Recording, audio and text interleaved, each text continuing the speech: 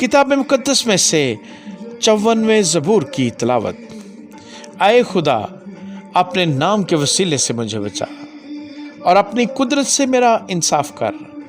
اے خدا، میری دعا سن لے، میرے منہ کی باتوں پر کان لگا، کیونکہ بیگانے میرے خلاف اٹھے اور تند خو لوگ میرے جان کے خواہاں ہوئے ہیں۔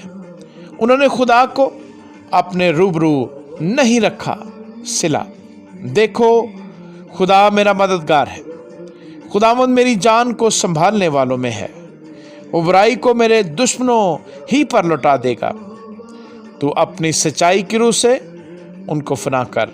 میں تیرے حضور رضا کی قربانی چڑھاؤں گا۔